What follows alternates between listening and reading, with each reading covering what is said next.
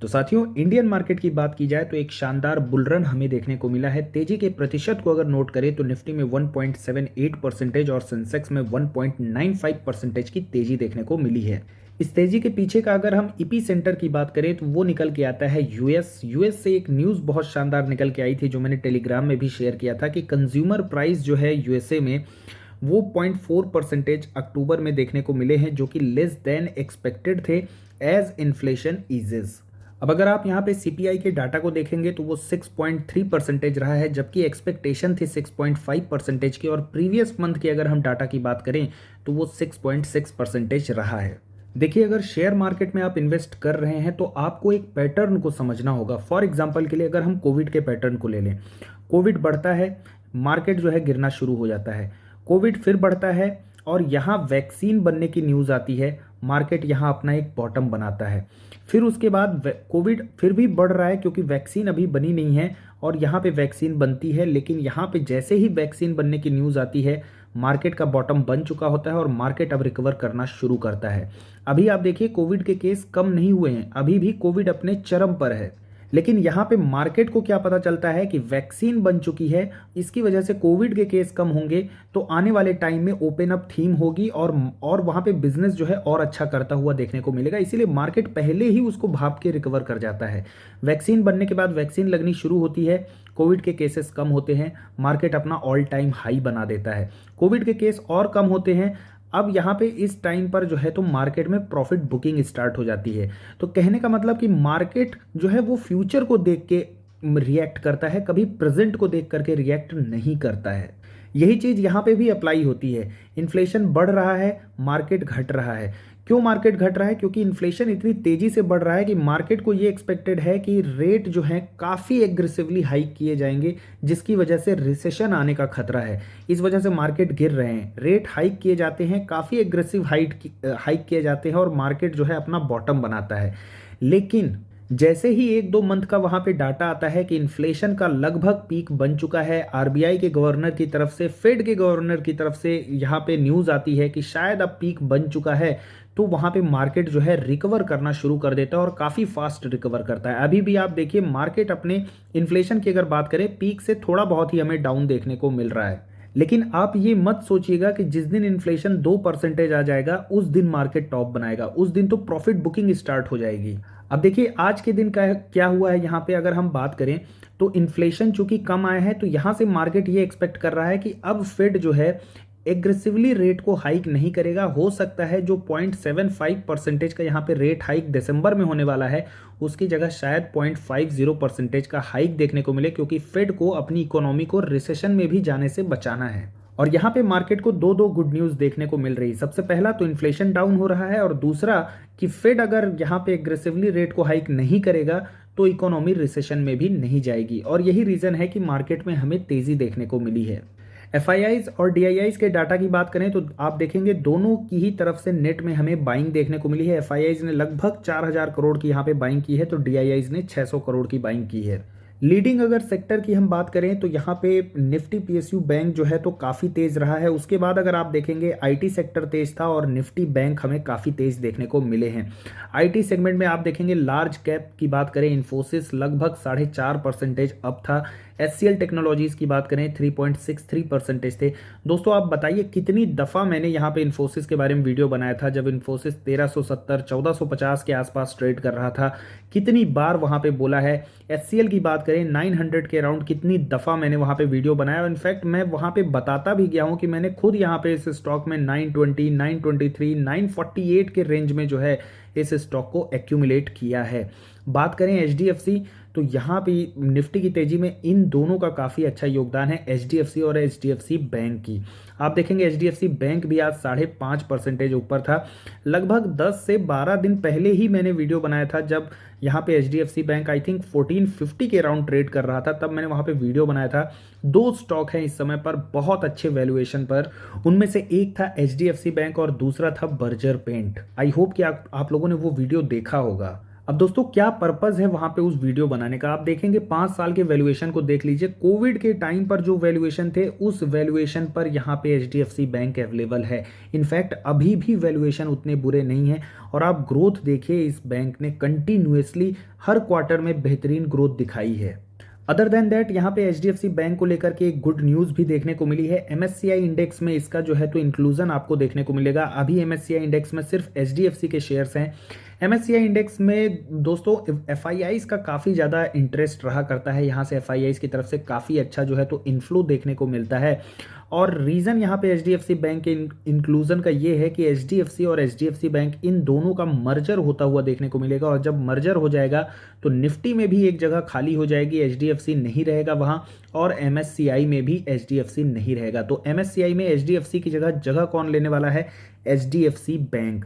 और यहाँ पे इनका मानना है कि ये जो ट्विन है इसका जो वेटेज होगा वो आपको लगभग 13% देखने को मिलेगा। अभी अगर बात करें तो एचडीएफसी का वेटेज 5.78% है, तो यानी कि काफ़ी अच्छा इन्फ्लो आपको एचडीएफसी बैंक में देखने को मिल सकता है। और दोस्तों यही रीज़न है कि मैं बार बार आपको कहता आ रहा हूं कि लार्ज कैप में आप थोड़ा सा वेटेज ज़्यादा रखिए। एटलीस्ट अगर आप एग्रेसिव इन्वेस्टर हैं तो 50 से 60% फिर भी जो है तो अपने पोर्टफोलियो में लार्ज कैप को जगह दीजिए।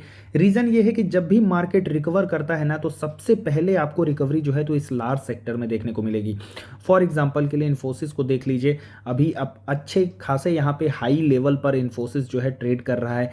बैंकिंग सेक्टर की अगर हम बात कर लें तो वहाँ पे आईसीआईसीआई बैंक की बात कर लीजिए। एचडीएफसी बैंक भी अपने ऑल टाइम हाई से ज़्यादा दूर नहीं है दोस्तों, महज 7% हमें डाउन देखने को मिल रहा है ऑल टाइम हाई से। और ख़ास बात क्या है, इन जितने भी स्टॉक्स के मैंने नाम लिए, इनकी खास बात यह है कि ये मार्केट लीडर हैं अपने सेक्टर के। आईटी की बात करें, टीसीएस मार्केट लीडर देखने को मिलता है, इन्फोसिस नंबर 2 की कंपनी है। तो वहीं आईसीआईसीआई बैंक की अगर हम बात करें तो वो भी अपने बैंकिंग सेक्टर की अगर हम बात करें नंबर 2 का बैंक हमें देखने को मिल रहा है। एक और मार्केट लीडर है एस्ट्रल, ये प्लम्बिंग सेक्टर का हमें मार्केट लीडर देखने को मिलता है।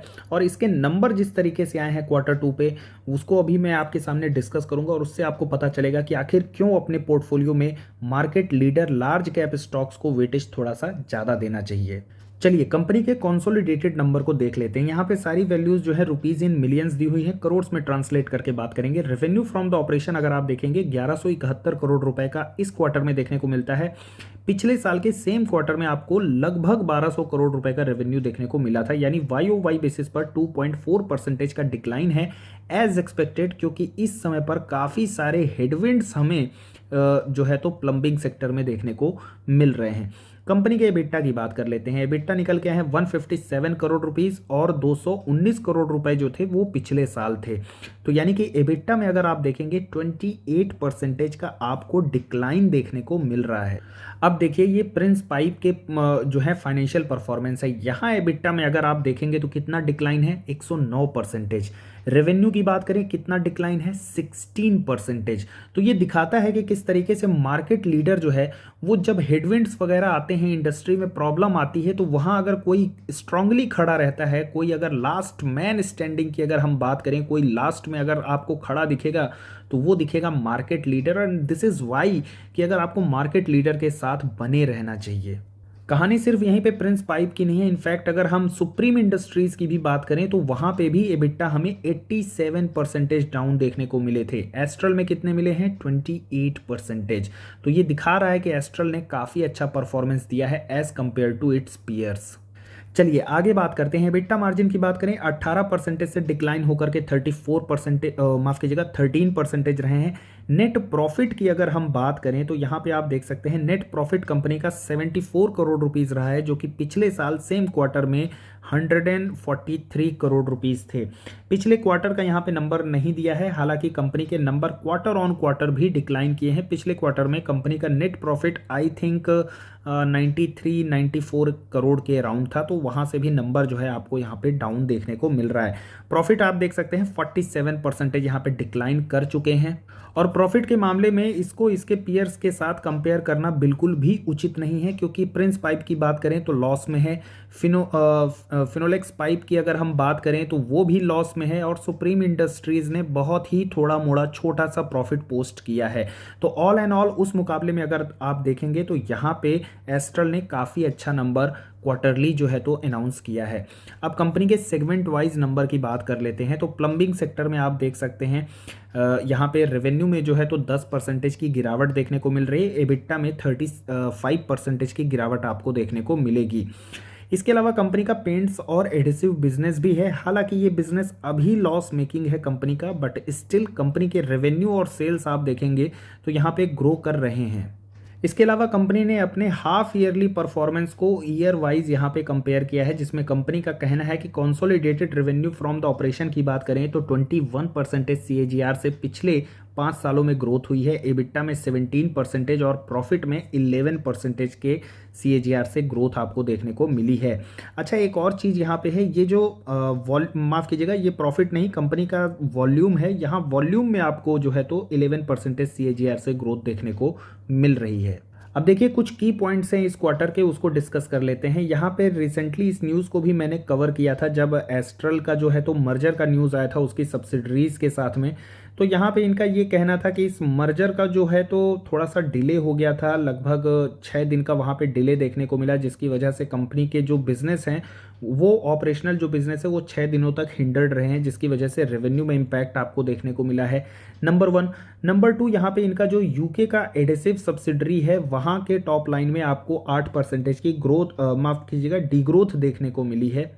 और उसका यहाँ पे मेन रीज़न इन्होंने ये बताया है कि जो रुपी है ग्रेट ब्रिटेन पाउंड के अगेंस्ट में वो यहाँ पे अप्रिशिएट कर गई है, जिसकी वजह से ये डिग्रोथ हमें देखने को मिली है। अदरवाइज कांस्टेंट करेंसी में देखा जाए तो इस सेगमेंट में ग्रोथ देखने को मिली है। तो एडेसिव बिजनेस तो काफ़ी अच्छा बिजनेस है, यहाँ पे इस बिजनेस में तो ग्रोथ आपको आने वाले टाइम में भी अच्छी देखने को मिल सकती है। इसके अलावा एक अच्छा पॉइंट यहाँ पे ये है कि कंपनी जो है तो PVC SWR एग्री पाइप्स के साथ साथ वाटर टैंक का भी जो है तो मैन्युफैक्चरिंग स्टार्ट कर दिया है, कहाँ, उड़ीसा के प्लांट में। तो ये रेवेन्यू भी आपको ऐड होता हुआ आगे के क्वार्टर्स में देखने को मिलेगा। इसके अलावा एक बहुत अच्छा यहाँ पे जो है तो ग्रोथ पॉइंट ऑफ व्यू से बात करें तो सैनिटरी और फुसेट बिजनेस की अगर हम बात करें तो यहाँ पे कंपनी जो है तो 34 शोरूम्स ओपन कर चुकी है और इस क्वार्टर तक 97 मोर शोरूम्स जो है वो ओपन होते हुए आपको देखने को मिलेंगे और कंपनी का जो टारगेट है ईयर एंड तक वो आपको 500 तक देखने को मिलेगा। और यहाँ पे ऑल सेटअप जो कॉस्ट है वो इनके चैनल पार्टनर के द्वारा किया जा रहा है। तो यहाँ पे भी इस सेगमेंट में कंपनी जो है यानी कि ग्रो कर रही है और काफ़ी अच्छा ग्रोथ आने वाले टाइम में आपको देखने को मिल सकता है। इसके अलावा आप देख सकते हैं जो इन्वेंट्री लॉस हर कंपनी में देखने को मिला है, यहाँ पे भी कंपनी ने 45 करोड़ रुपीस का इन्वेंट्री लॉस इस क्वार्टर में पोस्ट किया है और 25 करोड़ रुपीस का इन्वेंट्री लॉस पिछले क्वार्टर में था। और दोस्तों ये जो इन्वेंट्री लॉस की कहानी है ये मुझे लगता है कि यहाँ पे बॉटम आउट होती हुई आपको देखने को मिलेगी, ये कंटिन्यू नहीं है, एक टेम्परेरी फेज़ है और ज़्यादा से ज़्यादा ये हो सकता है एक आध क्वार्टर और रहेगा, उसके बाद जो है तो ये कहानी आपको ख़त्म होती हुई देखने को मिलेगी। इसके अलावा एडिसिव और पेंट सेगमेंट की बात करें तो यहाँ पे हाई रॉ मटेरियल प्राइस का जो है तो थोड़ा सा प्रेशर रहा है, लेकिन अब धीरे धीरे रॉ मटेरियल प्राइस भी डाउन हो रहे हैं, तो यहाँ पे भी कंपनी जो है आगे आने वाले Q3 और Q4 में मार्जिन को इम्प्रूव कर सकती है। इसके अलावा कंपनी के पास कैश एंड बैंक बैलेंस की बात किया जाए तो लगभग 459 करोड़ रुपीस का आपको जो है तो देखने को मिलेगा। अदर देन दैट यहाँ पे कंपनी ने लगभग 1 रुपीज़ पर शेयर का डिविडेंड अनाउंस किया है, जो कि ना के बराबर है। हालांकि ये डिविडेंड के लिए कंपनी नहीं जानी जाती है, ये ग्रोथ के लिए कंपनी जानी जाती है, जहाँ पे इस कंपनी का मेन फोकस रहता है। अब अगर हम टेक्निकल चार्ट पर बात करें तो इसके पीयर्स के अगर हम नंबर की बात करें जिनने लॉस पोस्ट किया था, उसके बावजूद उनके स्टॉक प्राइस में हमें रिकवरी देखने को मिली। चाहे प्रिंस पाइप की बात कर लें, चाहे फिनोलेक्स की बात कर लें, इनफैक्ट सुप्रीम ने थोड़े बहुत वहाँ पे छोटा मोटा प्रॉफिट पोस्ट किया था, उसके बावजूद वहाँ पे गिरावट हुई और फिर रिकवरी भी हमें देखने को मिली है। एस्ट्रल की अगर हम करंट मार्केट प्राइस की बात करें तो ये जो लेवल है ये काफ़ी अट्रैक्टिव है। इनफैक्ट अगर आप इस लेवल पर भी एंट्री लेते हैं फॉर द लॉन्ग टर्म, यहाँ से 2 से 3 साल का आपका अगर यहाँ पर इस विचार के साथ अगर आप एंट्री लेते हैं तो ये लेवल कोई बुरा नहीं है। बाकी इसमें अगर डाउन साइड में स्टॉक में गिरावट होती है तो एक अच्छा सपोर्ट जो है 1900 और अल्टीमेट सपोर्ट यहाँ पे एक 1800 पर बनता है। तो आप अगर करंट मार्केट प्राइस पर एंट्री करते हैं तो चाहे तो हर 100 रुपीज़ के फॉल पर इसमें एक्यूमुलेशन को स्टार्ट कर सकते हैं। और कंपनी ने पिछले 2 क्वार्टर में जिस तरीके से अपने क्वार्टरली रिजल्ट दिए हैं, डेफिनेटली हर बार इसने यही प्रूव किया है कि आखिर क्यों ये कंपनी अपने सेगमेंट में, अपने सेक्टर में मार्केट लीडर है। साथियों, आज की वीडियो में बस इतना ही। कंटेंट इन्फॉर्मेटिव लगा हो, यूजफुल लगा हो, वीडियो को लाइक कर सकते हैं। Do not forget to subscribe our channel. Thanks for watching the video.